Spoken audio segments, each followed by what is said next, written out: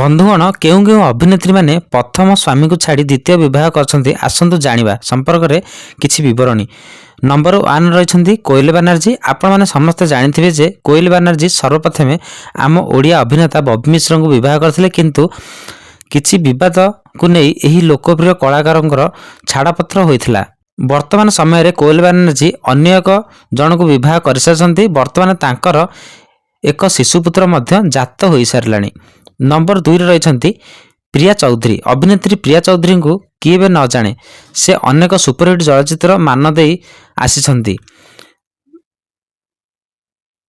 ପ୍ରିୟା ଦୁର୍ଗା ପ୍ରସାଦ ମିଶ୍ରଙ୍କୁ ବିବାହ କରିଥିଲେ, ପରେ କିଛି ବାଦ ବିବାଦ କାରଣରୁ ନିଜ ସ୍ୱାମୀଙ୍କ ପାଖକୁ ସେ ଛାଡ଼ପତ୍ର ନେଇ ଯାଇଥିଲେ। ବର୍ତ୍ତମାନ ସେ ଜଣେ ଫଟୋଗ୍ରାଫରଙ୍କୁ ବିବାହ କରିଛନ୍ତି, ତାଙ୍କର ନାମ ହେଉଛି କୁଞ୍ଜନ କୁମାର। ଉଭୟଙ୍କର ଗୋଟିଏ କୁନି ପୁଅ ମଧ୍ୟ ହୋଇଛି। ନମ୍ବର 3 ରହିଛନ୍ତି ଅନୁ ଚୌଧୁରୀ।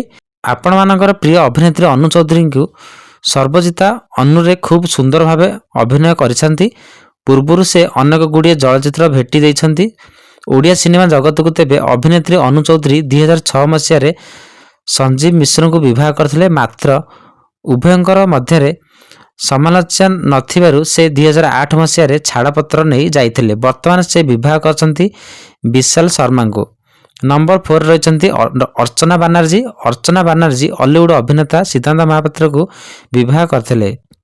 ଏହା ସହିତ ଉଭୟ ଅନେକ ଗୁଡ଼ିଏ ଚଳଚ୍ଚିତ୍ର ଏକା ସହିତ ବହୁତ ଲୋକପ୍ରିୟ ହାସଲ କରିଥିଲେ। ଓଡ଼ିଆ ଇଣ୍ଡଷ୍ଟ୍ରିରେ ନାମ କରୁଥିବା ସମୟରେ ଅର୍ଚ୍ଚନା ବାନାର୍ଜୀ ସିଦ୍ଧାନ୍ତକୁ ଭଲ ପାଇ ଉଭୟ ପ୍ରେମ ବିବାହ କରିଥିଲେ, କିନ୍ତୁ କିଛି ସମସ୍ୟା କାରଣରୁ ଉଭୟ ଛାଡ଼ପତ୍ର ନେଇଥିଲେ।